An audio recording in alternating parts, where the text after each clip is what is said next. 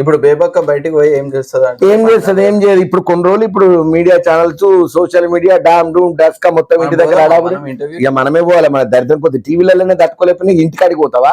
ఇంకొకటి ఏంటంటే ఇదంతా నువ్వు చూసేది ఒక బిగ్ బాస్ హౌస్. వీళ్ళు బయటకు వస్తారు చూడు, అప్పుడు ఉంటుంది చూడు అరాచకానికి 2.0 కాదు 5.0 ఉంటుంది. వాళ్ళు కలుసుకుంటారు కాదు వీళ్ళు ఇక మొత్తం. ఎందుకంటే ఇన్ని రోజులు ఇన్ని హౌస్లలో వండుకొని ఉన్నారు కదా, ఉన్నట్టుండి ఇళ్ళకి బయట వెళ్తారు. ఇప్పుడు బేబక్క నిద్ర పట్టదు రాత్రి చూడు, నువ్వు రాసి పెట్టుకో. అటు ఇటు డొల్లుతా ఉంటుంది చూస్తా ఉంటది. బిగ్ బాస్ చూసిన తర్వాత కూడా ఎవరితో మాట్లాడాలనిపించదు.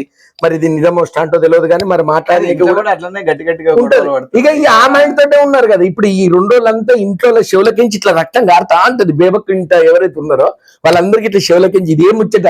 వాడు అత్త చేసిండు, వీడి ఇంత చేసిండు, నేను ఇక్కడ యాక్చువల్లీ బిగ్ బాస్ లో ఇదే జరిగేది స్టంట్. అసలు వెనకాల ఏం చెప్తుంటే అసిస్టెంట్ డైరెక్టర్ గారు వారు వచ్చి చెప్పిండు, నేను అదే చెప్పిన, నన్ను చెప్పేసి వారం రోజులు నన్ను హెల్మెట్ చేసిండు. ఇది ఎట్లయితే నిజంగా అసలు చెప్పింది విన్నా కూడా జనాలను అందరూ పిచ్చోళ్ళని చేస్తున్నారు ఈ బిగ్ బాస్ వాళ్ళు. నిజంగానే అయితే అప్పుడు ఆన్ కెమెరాకి ఇంకా రోలే కొట్టలేదు వాళ్ళు. యాక్షన్ చెప్పకంటే ముందుగానే ఇది రికార్డ్ చేసేస్తున్నారు. నాకు తెలియకుండా వాళ్ళు ఈ టీమ్ లో ఉన్న వాళ్ళు కొంచెం ఆ పీసీఆర్ ఎంసీఆర్ వాళ్ళతో కనెక్ట్ అయ్యి ఉన్నారు. ఇప్పుడు ఆ ఫుటేజ్ చూసి అరే నేను చెప్పింది వీళ్ళ మనుషులు కొంతమంది అందులో టెక్నికల్ ఉన్నారు. అందుకనే నేను సోనియాని హైలైట్ చేస్తున్నారు, ప్రేరణని హైలైట్ చేస్తున్నారు, నాగమణి కంటని హైలైట్ చేస్తున్నారు, శేఖర్ భాష గారిని హైలైట్ చేస్తున్నారు. నన్ను మాత్రం కావాలని తొక్కేసిళ్ళు, ఆటలు వాడిన నన్ను కావాలని వీళ్ళు తొక్కేసిళ్ళు. తెలుసా ఇది ఎంత పాలిటిక్స్ అంటే అమ్మమ్మమ్మమ్మ. ఇంకొకసారి బిగ్ బాస్ కు అమ్మో అక్కడ ఎవడో దండలేసి రామ్ అన్నాడు. ఇంకోసారి బిగ్ బాస్ వస్తే మాత్రం పోనే పోరు ఆయన వద్దే వద్దు.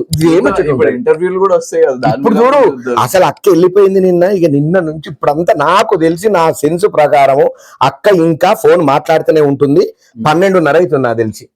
ఫోన్ మాట్లాడుతూనే ఉంటుంది. వాళ్ళు ఫోన్ చేసి చుట్టాలు పట్టాలు అడ్డగాడు బుడ్డగాడు ఎక్కడెక్కడ లేని చుట్టము శత్రువులు కూడా అక్క సరే అక్క నిజంగా మీరు బాగా ఆడిలక్క, ఏం లేకున్నా కూడా బాగా ఆడినావు, అద్భుతంగా చేసినావు అని అంటారు. అల్ల పప్పు గుత్తి వంకాయ కుక్కరు రిపేరు గీదప్ప పెద్దగా లేదు. కాకపోతే ఏంటంటే ఇప్పుడు అంతా పాపం ఒక వారం రోజులు ఇక పక్కన వాళ్ళు అంటారు, అమ్మ పండుకో అమ్మ ప్లీజ్ అక్క పడుకోక్క, రేపు పొద్దుగాలిందామక్క, రేపు పొద్దుగాలిందామక్క, ఇక ఇదే చెప్తుంది. దట్టే నాగార్జున సార్ నన్ను అడిగిల్లు, ఇది అడిగిల్లు, అది అడిగిల్లు, వెనకాల సెట్ అన్నాడు, ఇది అన్నాడు, ఇది అన్నాడు. నాకు తెలిసి ఆమె యూట్యూబ్ ఛానల్ ఇప్పుడు పెట్టేస్తుంది ప్రతి ఒక్కటి బిగ్ బాస్ రివ్యూస్. ఇప్పుడు నేను నా ప్రిడిక్షన్ ప్రకారం చెప్తున్నా, బేబక్కను బిగ్ బాస్ మీరు యాంటీ చేసుకోకండి, ఆమెను మచ్చిగా చేసుకోండి, న్యూట్రల్ గా ఉండండి, నవ్వుతూ ఉండండి. ఆమె మీద ఏ మాత్రం డబ్బుల విషయంలో కానీ లేకపోతే ఏ విషయంలో ఆమెకు కానీ మీరు నెగిటివ్ అయిందా బండారం మొత్తం బయట పెడుతుంది. ఇక మీ టీంలలోనే ఒక్కొక్కడే బయటకు వస్తారు. బిగ్ బాస్ బండారం తెలుసా, బిగ్ బాస్ గురించి తెలిస్తే షాక్ అవుతారు.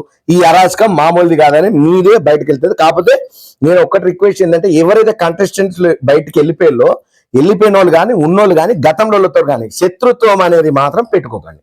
పెట్టుకుంటే వాళ్ళే మీకు సెట్ అవుతారు. మీరు కూడా మీ ఫేవరెట్ కంటెస్టెంట్ పేరుని కమెంట్ చేయండి. సరే ఇంకొక విషయం ఈ బేబక్క పోయినందుకు కనీసం బుద్ధి తెచ్చుకొని బేబక్క లెక్క మా బతుకులు కావద్దు, మేము మంచిగా ఆడాలి, మా తెలివిని సత్తాను నిరూపించుకోవాలి, సమగ్రంగా మేము ఫేస్ చేస్తాం.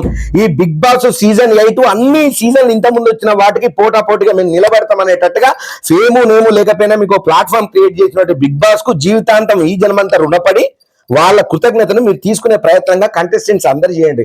శేఖర్ భాష గారు అద్భుతంగా మధ్య మధ్యలో జోకులు ఎత్తున్నారు కానీ మనోడు ఇంకా ఇది ఆర్జే షోనే అనుకుంటాను తప్ప ఇది ఒక బిగ్ బాస్ అని. ఇంకొక గొప్ప విషయం ఏంటంటే శేఖర్ భాష ఆ మాత్రం ఉన్నాడు కాబట్టి కొంచెం అక్కడక్కడ నవ్వులు కనబడుతున్నాయి, దోమా అని చెప్పి ఇట్లాంటివి ఉన్నాయి కాబట్టి అక్కడక్కడ చిన్న చిరునవ్వులు కనబడుతున్నాయి. ఇంకొక కొత్త గొప్ప ఏంటంటే నాగమణికంట పాపం మనోడు ఏడ్చినా కూడా స్కోప్ అయితే షూటింగ్ ఎంటర్టైన్మెంట్ గా అవుతుంది, అతను ఎంట్రీ చేయక మొన్న మనోడు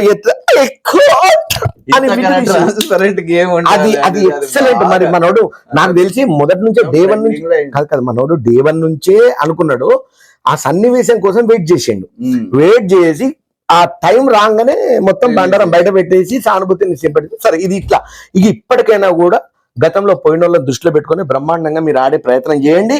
మనం ఇకనైనా మంచి ఆట ఆడదాం, జనాలకు ఎంటర్టైన్మెంట్ ఏ విధంగానైతే టాస్క్ అని చేద్దాము, ఉర్రుకునుడు బంద్ చేయండి.